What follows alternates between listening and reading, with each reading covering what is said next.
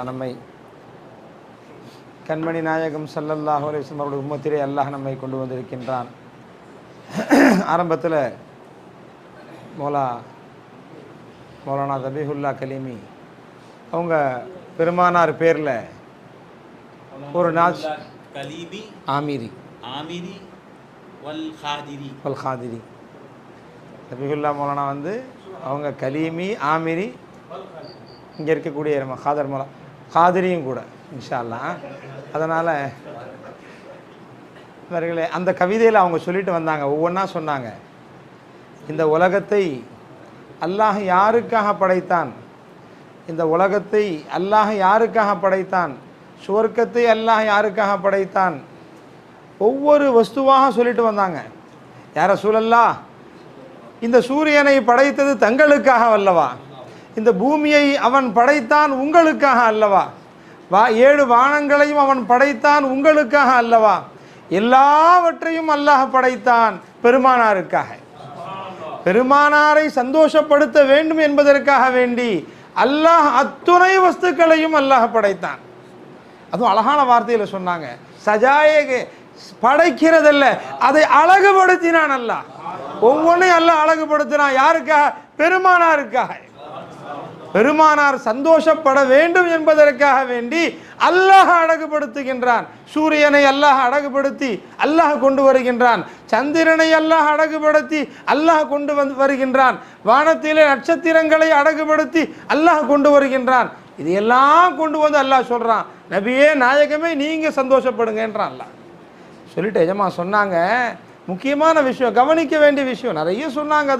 அதையெல்லாம் சொல்ற அளவுக்கு இல்லை. நான் பெருமானார் ஸல்லல்லாஹு அலைஹி வஸல்லம் எந்த ஒரு ஹதீஸிலேயும் எந்த ஒரு இடத்திலேயும் பெருமானார் ஸல்லல்லாஹு அலைஹி வஸல்லம் அவர்கள் நான் சூரியனை படைக்க சொன்னேன் அதனால் அல்லாஹ் படைத்தான், நான் சந்திரனை படைக்க சொன்னேன் அதனால் அல்லாஹ் படைத்தான், நான் 7 வானங்களையும் படைக்க சொன்னேன் அதனால் அல்லாஹ் படைத்தான், இந்த பூமியை படைக்க சொன்னேன் அதனால் அல்லாஹ் படைத்தான் அப்படின்னு எந்த ஒரு படைப்பையும் நான் படைக்க சொல்லி அல்லாஹ் படைத்தான் என்பதாக சொல்லவே இல்லை. எந்த ஒரு படைப்பையும் நான் விரும்பினதுனால, நான் சொன்னதுனால, நான் கேட்டுக்கிட்டதுனால அல்லாஹ் படைச்சான் அப்படின்னு சொல்லவே இல்லை. நண்பர்களே, இங்கதான் நம்ம யோசிக்கணும்.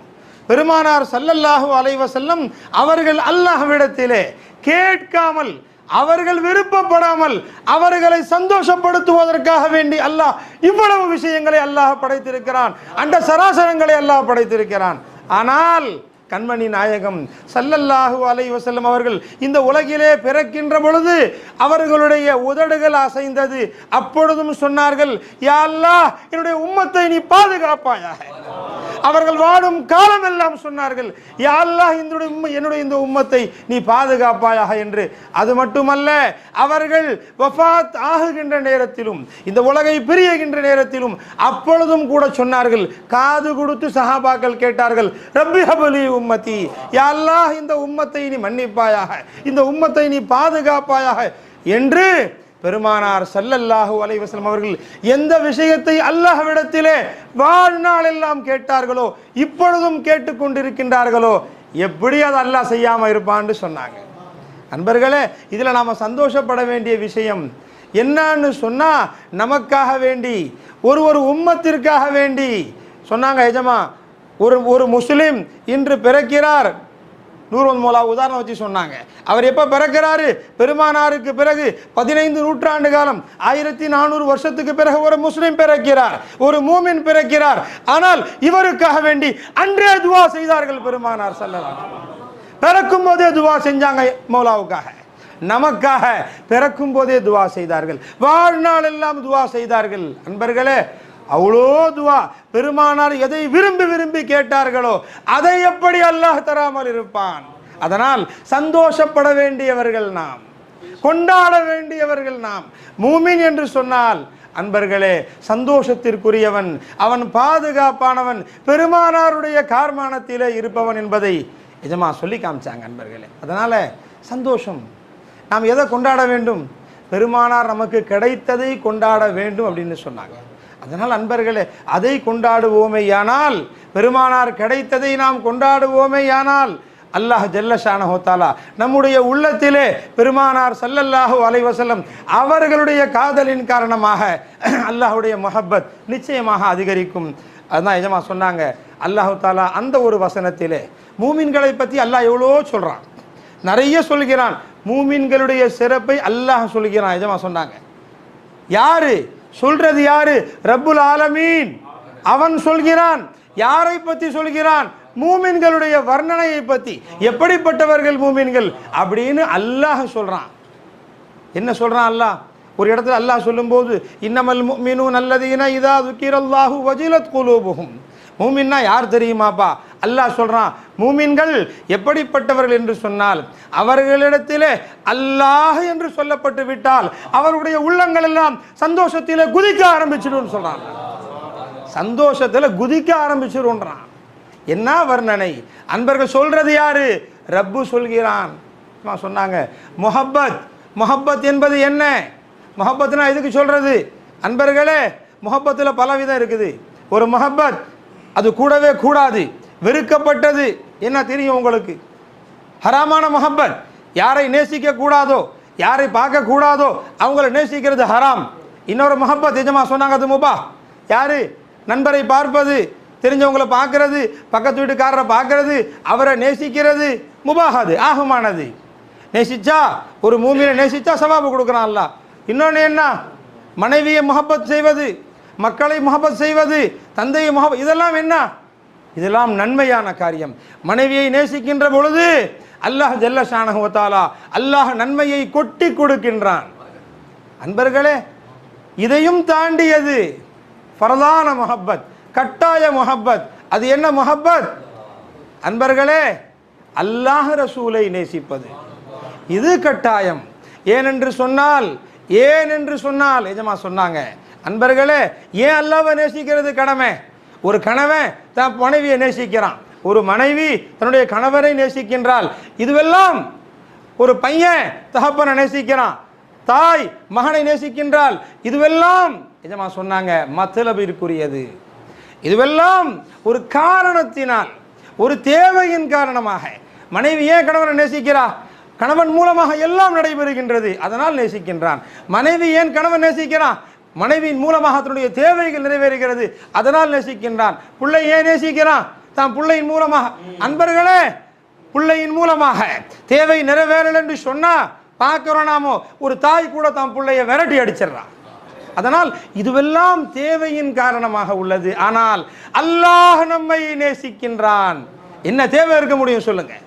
ரப்புல் ஆலமீன் படைத்தவன், நம்மை படைத்து நம்மை பரிபாலனம் செய்து நம்முடைய தேவைகள் அத்தனையும் கொடுத்து வரக்கூடியவன், நமக்கு பார்வையை வழங்கக்கூடியவன், நமக்கு சக்தியை வழங்கக்கூடியவன், நமக்கு பேச்சை வழங்கக்கூடியவன், நமக்கு செவிகளை கொடுத்து கேட்க வைப்பவன் அந்த ரப்புல் ஆலமீன். அவன் நம்மை விரும்புகின்றான். அவன் சொல்றான், என்ன சொல்றான் அல்லாஹ்?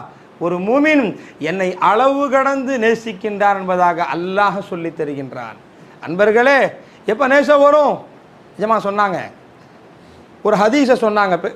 பெருமானார் ஸல்லல்லாஹு அலைஹி வஸல்லம் சொல்கிறார்கள், எந்த முஃமின் அல்லாஹ்வை சந்திக்க வேண்டும் என்று ஆசைப்படுகின்றானோ, மன் அஹப்ப லிகா அல்லாஹ் அஹப்பல்லாஹு லிகாஹு. எந்த ஒரு முஃமின், எந்த ஒரு மனுஷன், ஒரு முஃமின் அல்லாஹ்வை சந்திக்க வேண்டும் என்று ஆசைப்படுவானேயானால் அவனை அல்லாஹ் நேசிக்கின்றான். சந்திக்க முலாகாத்தை விரும்பக்கூடியவன், அல்லாஹ்வை விரும்பக்கூடிய ஒருவனை அல்லாஹ் நேசிக்கின்றான். அன்பர்களே, அல்லாஹ் ஒரு வார்த்தையை சொல்றான்னு சொன்னா, அல்லாஹ் ஒரு விஷயத்தை விரும்புறான்னு சொன்னா, அது நடக்குமா நடக்காதான்ற பேச்சுக்க வேலை இல்லை. ஏன்?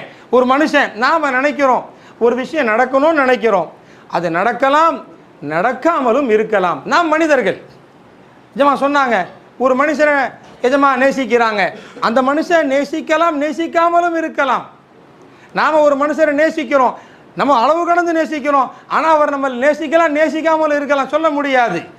ஆனால் ரப்புல் ஆலமீன் அவன் சொல்லுகின்றான், மனிதன், ஒரு மூமின் என்னை நேசிக்க வேண்டும் என்று விரும்பிவிட்டால் நான் நேசிக்கிறேன்னு சொல்றான் அல்லாஹ்.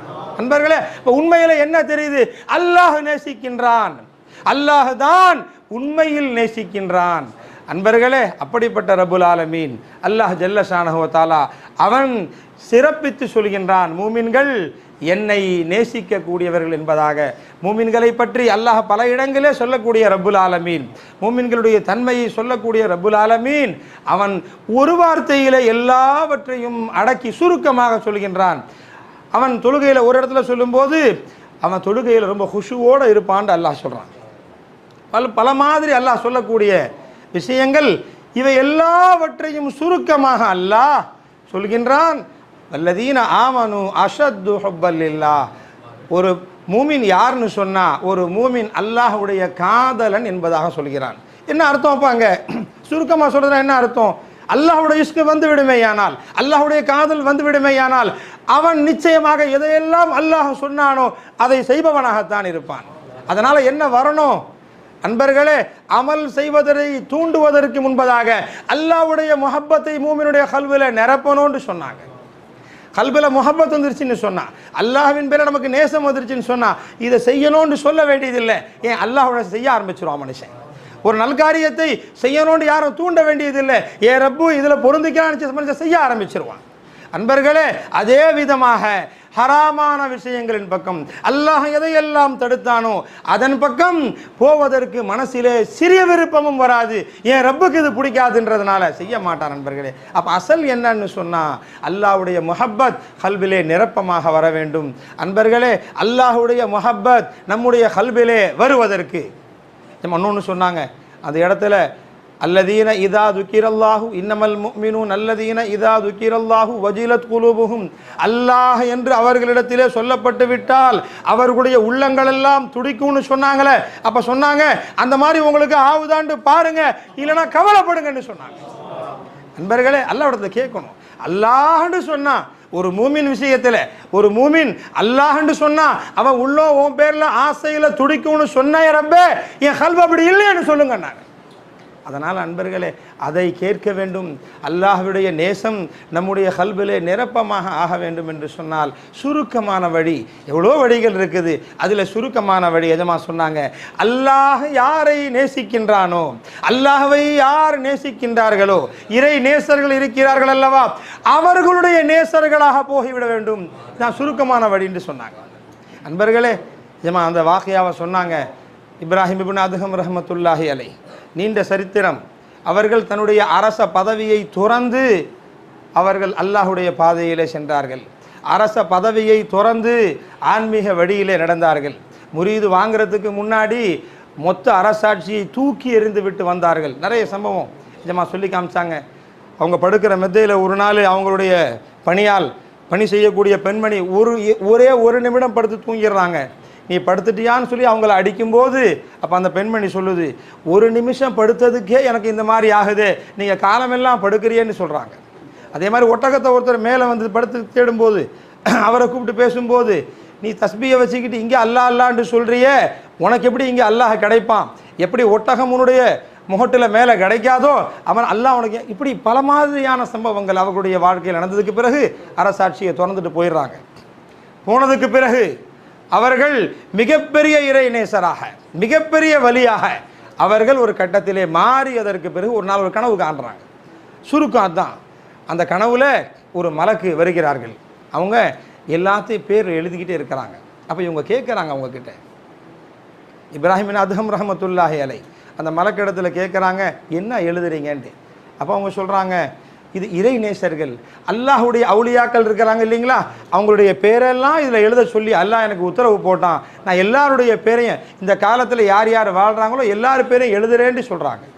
அப்போ இவங்க ஆசைப்பட்டு, அல்லாஹு அக்பர், அரசாட்சியை துறந்து வந்தவர்கள், மன்னர் பதவி தேவையில்லைன்னு சொகுசான வாழ்க்கையை துறந்து வந்தவர்கள், அல்லாஹ்வுடைய பாதையிலே வந்து ஃபகீராக ஆனவர்கள், அவங்க அந்த மலக்கிட்ட சொல்கிறாங்க, மலக்கே ஏன் பேர் இருக்குதான்னு கொஞ்சம் பாருங்கள் அப்படின்றாங்க. படிக்கிறாங்க. மலக்கு படிச்சுட்டு சொல்கிறாங்க, இல்லைங்களே உங்கள் பேர் இல்லைங்களே. அல்லாஹு அக்பர்.